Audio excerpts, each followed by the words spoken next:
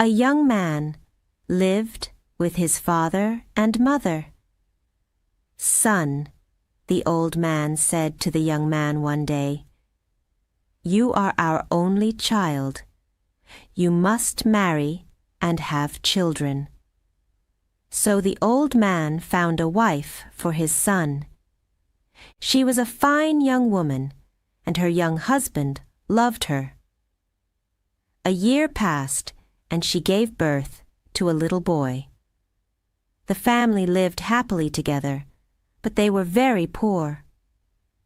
The young man and his father worked hard in the fields. The young woman and her mother-in-law worked hard in the house, but they never had enough food to eat. "Father," the young man said to his father one day, "this little farm is too small for our family. Let me go and find work in the town. I will earn some money and bring it home to you." The father was sad.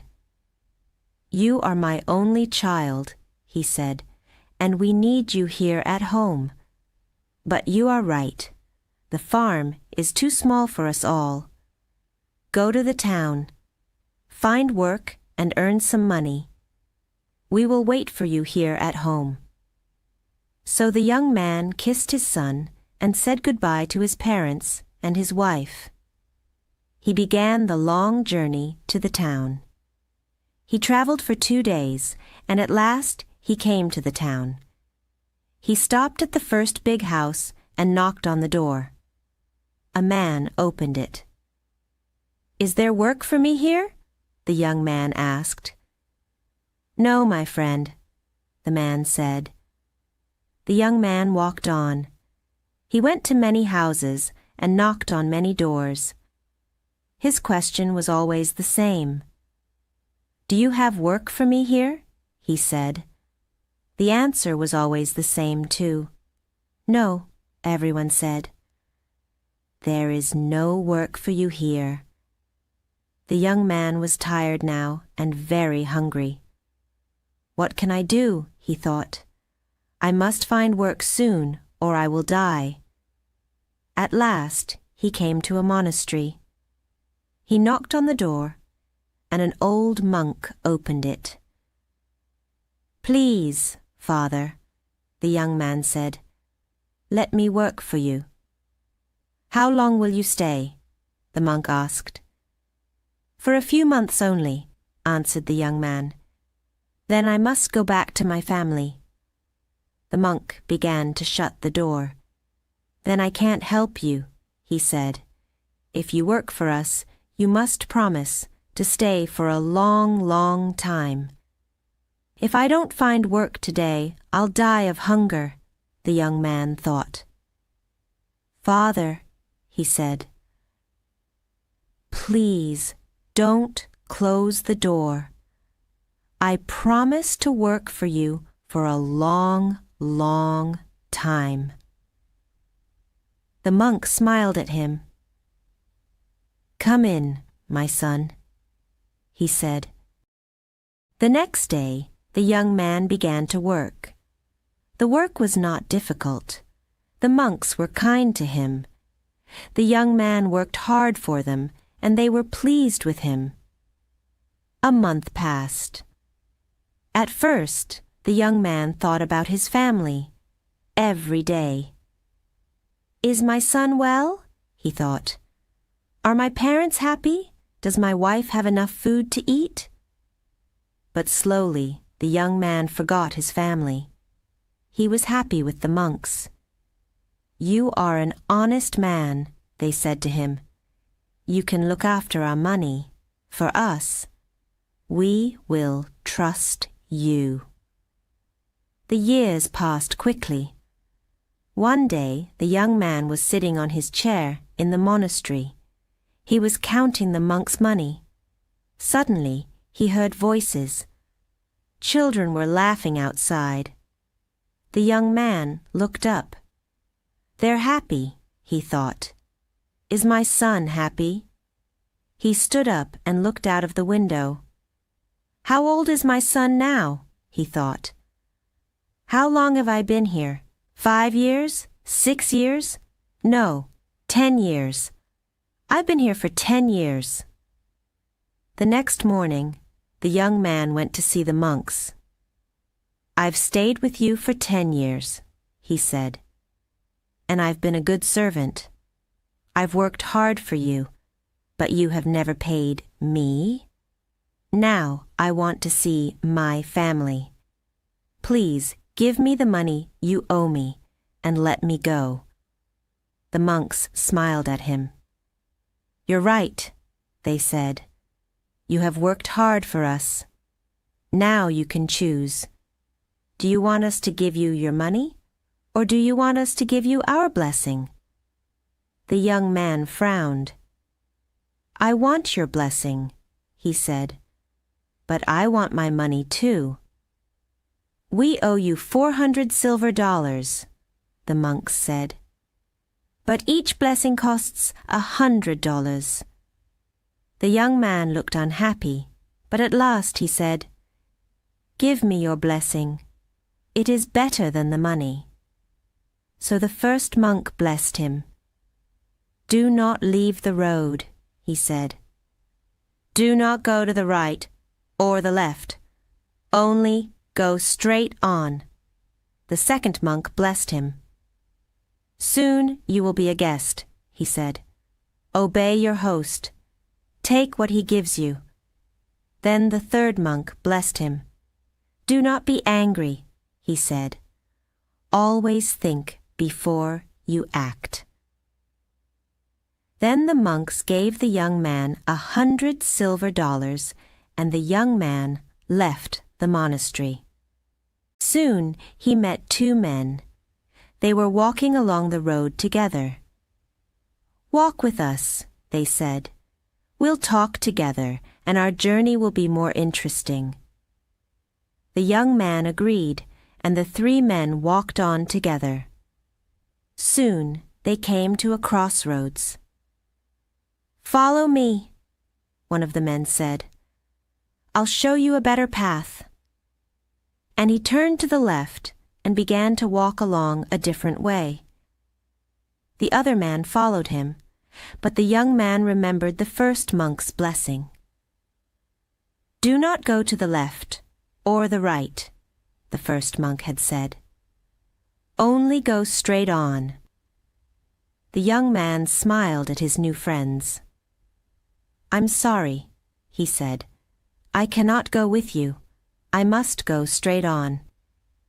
He said goodbye to the 2 men and went on down the road. He crossed the river and walked up the next hill. Suddenly he heard shouts. He looked back across the river. He could see the 2 men. They were shouting for help. Robbers were attacking them. He wanted to go back and help his friends, but there were many robbers, and they were big and strong. If I go down there, they'll kill me, he thought. He was grateful to the monks. The first blessing saved my life. It saved me from the robbers, he thought. He went on, down the road. He walked for a long time. He was hungry and thirsty now, and he was tired too. It will soon be dark, he thought. I must find a place to sleep. He looked round. He was in a wild place. There were no houses here. He was frightened of hyenas and leopards. He began to walk faster. It was dark now. I must find a place to sleep, the young man thought. At last, he saw a light in the distance. He ran towards it. The light came from a little house on a hill. The young man ran up to it and knocked on the door. At once, an old man opened it. He had white hair, and he wore fine white clothes. You are welcome. Come in, the old man said. The young man followed him into the house. Sit down, said the old man. Wait here. I will fetch some water and wash your feet." The young man felt ashamed. "I can't let this noble old man wash my feet," he thought. The old man went away to fetch the water. Soon he came back. The young man wanted to take the water out of his hands. He wanted to wash the old man's feet. But then he remembered the monk's second blessing. "Obey your host," the second monk had said. "Take what he gives you." So the young man sat down, and the old man washed his feet. Then the old man clapped his hands, and a young girl came into the room. She was carrying a dish of delicious food. "Feed our guest," the old man said to the girl. The girl did not move, and the young man saw that she was blind. The old man pushed her towards the young man. "Feed him," he said again. So the girl fed the young man, and he ate well. Then he lay down to rest, and he slept all night. He woke up early in the morning. "Thank you," he said to his host. "You have been very kind to me, but now I must go on." The sun was up now, and the young man could see his host clearly. The old man did not look fine and noble now. His teeth were long and white and sharp. His eyes were small and cruel. "Is he a man or is he an ogre?" the young man thought. "You're lucky," the old man said. "You didn't refuse my hospitality. I wanted to wash your feet, and you accepted. I gave you food, and you ate it. Many people have come to my house. They didn't let me wash their feet, and they didn't accept my food. I killed them all." He pointed to the ground. "Their bodies are under your feet," he said. The young man was very frightened. "But the girl, the blind girl," he said. "Why didn't you kill her?" The old man laughed. "I took her eyes," he said. "I made her blind, and now she is my servant." "I must go," the young man thought. "I must get away from this terrible man. He is mad. Thank you. Goodbye. Thank you. God bless you," he said quickly, and he began to walk away. But the old man called him back. "Wait," he said. "I have something for you." He went back into his house and came out again. He was carrying a sack. "Take it," he said. The young man took the sack and ran away down the road. The sack was very heavy. At last he stopped under a tree and opened it. "Dollars," he said. "Silver dollars." He tried to count them, but he couldn't. There were too many of them. "The monks saved my life again," he thought. "And their second blessing has made me rich, too." He went on quickly down the road. "My dear parents and my wife will be very happy," he thought. "I can look after them well now." He walked for a long time. The sun was high in the sky, and he was hot and tired. But he knew this road well. He knew the trees and the rocks and the little streams. He was nearly home. He came to a church by the side of the road.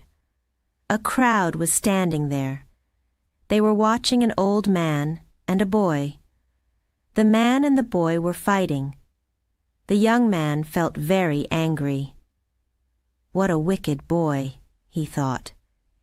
"He is showing no respect to that poor old man." He wanted to run up to the boy and beat him with his stick. But then he remembered the monk's third blessing. "Do not be angry," they had said. "Always think before you act. He turned to the woman next to him. "What's happening?" he said.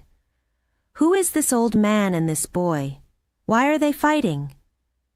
"It's a sad story," the woman said. "These people are very poor. The old man is the boy's grandfather.